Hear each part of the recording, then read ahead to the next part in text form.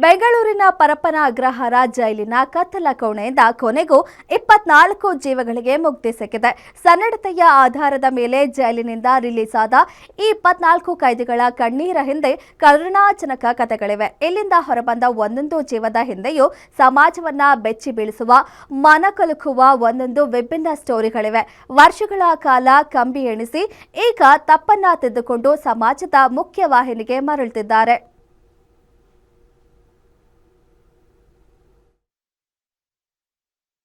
ಗೃಹ ಸಚಿವನಾದಮೇಲೆ ಈ ಜವಾಬ್ದಾರಿ ವಹಿಸ್ಕೊಂಡಾದಮೇಲೆ ಮೊದಲನೇ ಬಾರಿಗೆ ಇವತ್ತು ಪರಪ್ಪನ ಅಗ್ರಹಾರ ಜೈಲಿಗೆ ವಿಸಿಟ್ ಮಾಡಿದ್ವಿ. ಅಲ್ಲಿ ಏನೇನು ನಡೀತಾ ಇದೆ, ಹೇಗೆ ನಡೆಸ್ತಾರೆ ಅದ್ರ ಬಗ್ಗೆ ಮಾಹಿತಿಯನ್ನು ಪಡ್ಕೊಂಡಿದ್ದೀನಿ. ಅಲ್ಲಿ ಬೇಕಾಗಿರುವಂಥ ಇನ್ಫ್ರಾಸ್ಟ್ರಕ್ಚರ್ ಬಗ್ಗೆ ಇರ್ಬೋದು, ಅಥವಾ ಟೆಕ್ನಾಲಜಿ ಅಪ್ಗ್ರೇಡ್ ಇರ್ಬೋದು, ಮತ್ತು ವಿಶೇಷವಾಗಿ ಸಾಕಷ್ಟು ಬಾರಿ ಮಾಧ್ಯಮದಲ್ಲಿ ಕೆಲವು ಲೋಪಗಳ ಬಗ್ಗೆ, ನ್ಯೂನತೆಗಳ ಬಗ್ಗೆ ಪ್ರಸ್ತಾಪ ಆಗ್ತಾನೇ ಇರುತ್ತೆ. ಸೊ ಅದು ಹೇಗಾಗುತ್ತೆ ಏನು ಅಂತೆಲ್ಲ ತಿಳ್ಕೊಳಕ್ಕೆ ಬಂದಿದ್ದಾರೆ. ಅದಷ್ಟೇ ಅಲ್ಲ, ಇವತ್ತು 24 ಜನ ಏನು ಜೀವಾವಧಿ ಶಿಕ್ಷೆಗೆ ಒಳಗಾಗಿದ್ದರು, ಅವರು ಒಳ್ಳೆಯ ವರ್ತನೆಯಿಂದ ಅವರಿಗೆ ಆ ಶಿಕ್ಷೆಯಿಂದ ಮುಕ್ತ ಮಾಡಿದರು. ಸೊ ಇವತ್ತು 24 ಜನ ಸಮಾಜದ ಮುಖ್ಯವಾಹಿನಿಗೆ ಬರ್ತಾಯಿದ್ದಾರೆ.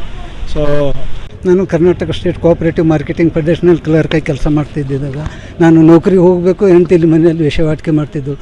ಬಂದು ದಿನ ಕೇಳಿದೆ, ಏನು ಹಿಂಗೆ ಹೋಗ್ತಾಯಿದ್ದೆ, ಯಾರೋ ಮನೇಲಿ ಬಂದು ಹೋದ್ರಲ್ಲ, ಅವ್ರು ಯಾರೆಲ್ಲ ನಮ್ಮ ಕಾಕನ ಮಗ ಹಂಗೆ ಹಿಂಗೆ ಹೇಳಿದ್ರು. ರೆಡ್ ಹ್ಯಾಂಡೆ ಒಂದು ದಿವಸ ರಾತ್ರಿ ಸಿಕ್ಕಾಕೊಂಡಾಗ ಇಬ್ಬರು ತೆಕ್ಕೆ ಕುಸ್ತಿ ಮಾಡಿದೆ, ಓಡಿ ಹೋದ್ರೆ ಮತ್ತೆ ಇನ್ನೊಂದು ಸಲ ಏನು ಮಾಡಿದೆ, ಇಬ್ಬರನ್ನ ಹೊಡಿಬೇಕಂತ ಮಚ್ಚೆ ಮಾಡಿದೆ. ಮಚ್ಚೆ ಮಾಡಿಸಿ ನಮ್ಮ ಫ್ರೆಂಡ್ಸ್ ಮನೆಯಲ್ಲಿ ಮಲ್ಕೊಂಡು ರಾತ್ರಿ ಹೊತ್ತು ಬಂದಿದ್ದಾರೆ 2:30 ಸುಮಾರು. ಆ ಗೇಟ್ ತಳ್ಳಿದರೆ ಒಳಗೆ ಹೋಗಿದ್ರೆ ಇಬ್ಬರು ಸಿಕ್ತಿದ್ರೆ ಅದು ಇಬ್ಬರನ್ನೂ ಮಾಡ್ತಿದ್ದೆ. ಅವ್ನು ತಪ್ಪಿಸ್ಕೊಂಡೆ, ಇಬ್ಬರು ತೆಕ್ಕಿ ಕುಸ್ತಿ ಮಾಡಿ ಓಡಿ ಹೋದೆ. ನಾನು ಆಕೆ ಸಿಟ್ಟನ್ನು ಆವೇಶದಲ್ಲಿ ಅವಳನ್ನು ಹೊಡೆದೆ. ಕೇಸ್ ಆಯಿತು, ಬಂದೆ. ಮತ್ತು ಜಾಮೀನು ಆಯ್ತು 1 ವರ್ಷದ ನಂತರ. ಮತ್ತು ಜೈಲಿನಲ್ಲಿ ಇದ್ದಿರೋದ 4 ಜನ ಅಣ್ತಮ್ಮರು. ಅವರು ನನ್ನ ನಡತೆ ನೋಡಿಕೊಂಡು, ಸ್ವಭಾವಕ್ಕೆ ನೋಡಿಕೊಂಡು, ಗುಣ ನೋಡ್ಕೊಂಡು, ನಮ್ಮ ಮಗಳು ಆಗು, ನೀನು ಜಾಬ್ ಆಗ್ತದೆ, ಮತ್ತು ನೀನು ಜಾಬ್ ಮೇಲೆ ಹೋಗ್ತೀಯ, ಮತ್ತು ಕಾಂಪ್ರಮೈಸ್ ಮಾಡಿಸ್ತೀವಿ, ಸತ್ತವ್ರನ್ನ ಬೀಗರಾಗಬೇಕು ಅಂತ ಹೇಳಿದ್ರದ. ಆಯ್ತು ರೀ ಅಂತೇಳಿ ಅಂದೆ. ನಿಮ್ಮ ಮಗಳಿಗೆ ಕುರುಡಿರಲಿ ಕುಂಟಿರಲಿ, ಮರ್ಯಾದೆಗೋಸ್ಕರ ನಾನು ಮರ್ಡರ್ ಮಾಡಿದೆ. ನೌಕರಿ ಕಳ್ಕೊಂಡೆ, 10 ಎಕರೆ ಜಮೀನು ಕಳ್ಕೊಂಡು ನಾನು ಕೇಸಿನ ಸಲುವಾಗಿ ಈ ಥರ ಆಯಿತು. ನಿಮ್ಮ ಮಗಳು ಕುರುಡಿರಲಿ ಕುಂಟಿರಲಿ, ಮರ್ಯಾದೆಯಿಂದ ಇದ್ದರೆ ಸಾಕು, ಆಯಿತು ಮಾಡ್ಕೋತೀನಿ ಅಂತ ಹೇಳಿದೆ. ಚಿಕ್ಕಮಗಳೂರು ಸರ್, ನಾವು ಒಂದು ಮರ್ಡ್ರ್ ಕೇಸು ಮಿಸ್ಸಾಗಿ ಮಾಡ್ಕೊಂಡಿದ್ವಿ. ಅದರಲ್ಲಿ 14 ವರ್ಷ ಶಿಕ್ಷೆ ಅನುಭವಿಸಿ ಇವತ್ತು ನಮಗೆ ಹೊಸ ಜೀವನ ಸಿಕ್ಕಿದೆ. ತುಂಬ ಖುಷಿ ಇದೆ ಸರ್. ನಮಗೆ ತಾಯಿ ತಂದೆ ನೋಡ್ಕೊಬೇಕು, ಅಣ್ಣ ತಮ್ಮ ಇದ್ದಾರೆ, ಎಲ್ಲರೂ ಇದ್ದಾರೆ. ಫ್ಯಾಮಿಲಿ ಬಿಟ್ಟಿರೋಕ್ಕಾಗಲ್ಲ ಸರ್. ಪರಿವರ್ತನೆ ಅದು ಆಟೋಮೆಟಿಕ್ ಮಾಡಿಸುತ್ತೆ ಸರ್. 14 ವರ್ಷ ಅಂದರೆ ಯೋಚನೆ ಮಾಡಿ ನೋಡಿ ಸರ್, ತುಂಬ ಕಷ್ಟ ಇರುತ್ತೆ.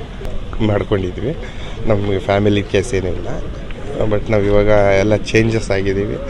ತುಂಬಾ ಕಳ್ಕೊಂಡಿದ್ದೀವಿ. ಎಸ್ಪೆಷಲಿ ಹೇಳ್ಬೇಕಂದ್ರೆ ನಾವು ಏನು ಕಳ್ಕೊಂಡಿಲ್ಲ ಅಂತ ಕೇಳ್ಬೇಕು ಸರ್. ನೀವು ಎಲ್ಲ ಕಳ್ಕೊಂಡಿದ್ದೀವಿ. ಬದುಕಿದ್ರು 15 ವರ್ಷ ತಾಯಿ ತಂದೆ ನೋಡಿಲ್ಲ ಅಂದಾಗ ಇನ್ನೇನಾಗುತ್ತೆ ಸರ್.